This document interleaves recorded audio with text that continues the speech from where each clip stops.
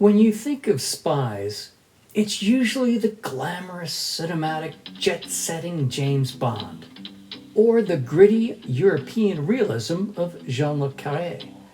But one typically doesn't think of the bucolic hills of Palos Verdes and Spies.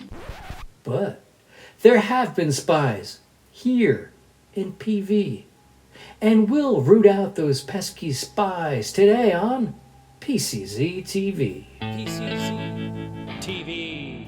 It's April 1942, less than half a year since the US joined World War II.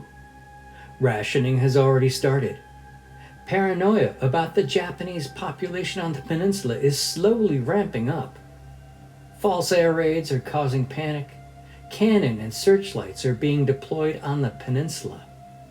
And the FBI is hot on the heels of a spy. Into this, we invite one William Arthur Schuler, 23, a native of California, married, and arrested by the FBI at his home on the 500 block of Villa Bodega in Palos Verdes Estates. Note that they wait until April 16 to arrest him. I guess they wanted him to pay his taxes first. Anyway, the crime was for transmitting military information to the Axis powers. So let's dive into the background on this story. Now, Schuler worked for a news telecommunications company called Press Wireless since 1937 at its Playa del Rey transmitting station. But I contest that he wasn't in Playa del Rey, but more on that later.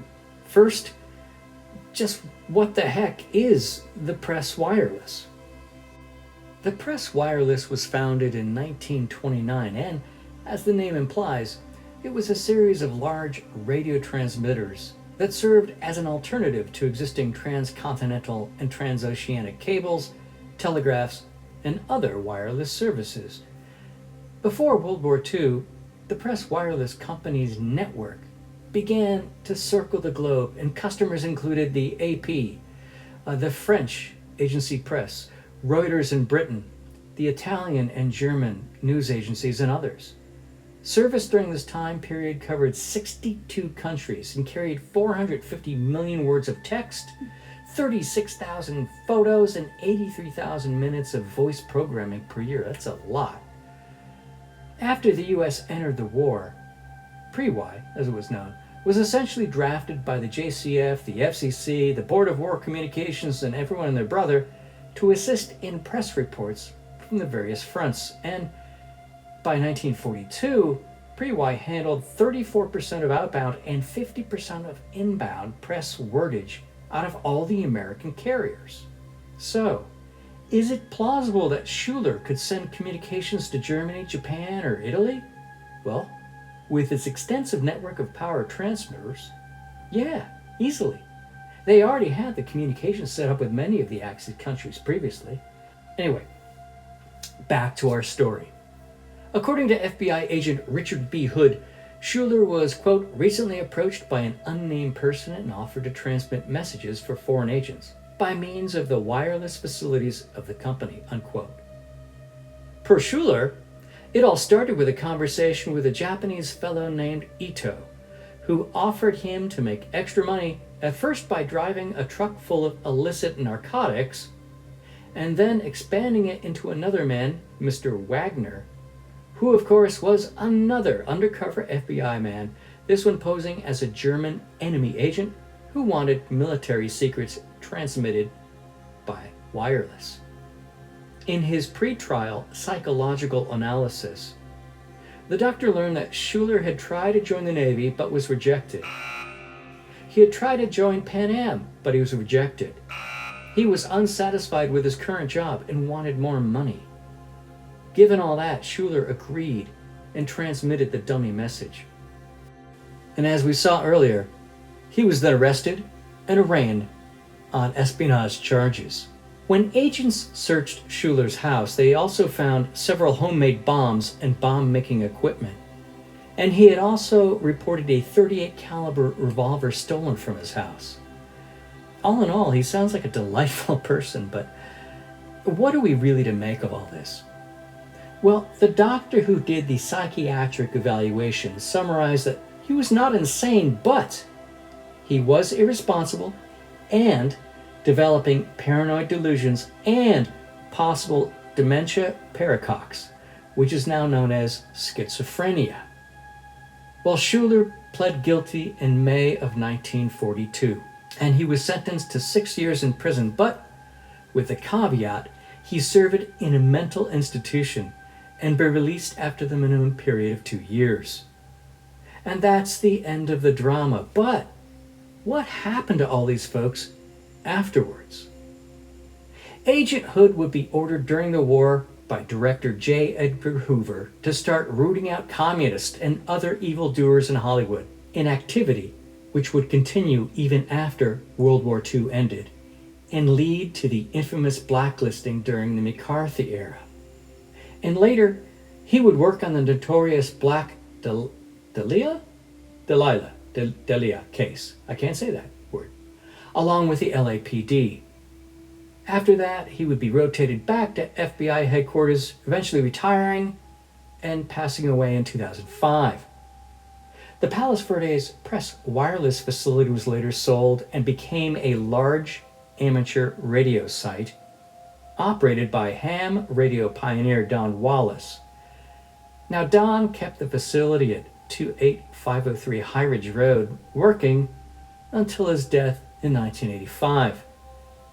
The antennas were removed and the land developed into homes. The press wireless company itself was acquired by ITT in 1965. Mr. Schuler's house? Well, the address changed, but the house is still there at 3805 Via Valmonte and is currently worth quite a pretty penny. And Mr. Schuler himself?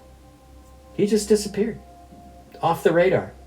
Nothing more to be found about him after his arrest and conviction. Did he get out of prison?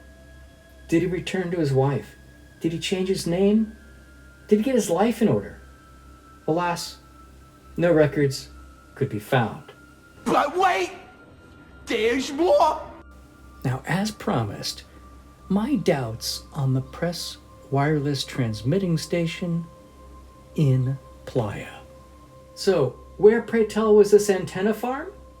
Well, not in Playa del Rey, but on the hills of Palos Verdes, on a 24-acre ranch dotted with poles between 75 to 150 feet high, strung with 1,000-foot-long lateral antennas with a bunkhouse and transmitter.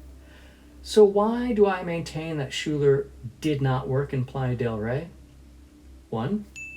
Why and how would they stretch the communication array from PV to Playa? Typically, the transmitting stations are adjacent to the antenna farm. 2. Schuler lives in PV, not Playa. And for a man concerned about money, why would you live so far away from your work? 3. Wartime gas rationing would also make the Playa drive untenable. 4. And finally, I could find no record of a press wireless location in Playa, but plenty on the record on the PV location. Ladies and gentlemen of the jury. I would submit, therefore, that he worked not in Playa del Rey, but in Rancho Palos Verdes. Yeah, well, that's just like your opinion, man. Anyway, back to our story.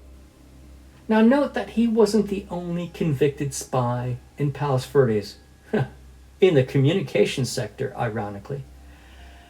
But that's a story for another day. If you've enjoyed my history of PV, please take a look at some of my other local history videos.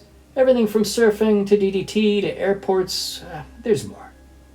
And don't forget to like, comment, and subscribe. And now, my bibliography, and most importantly, my disclaimers.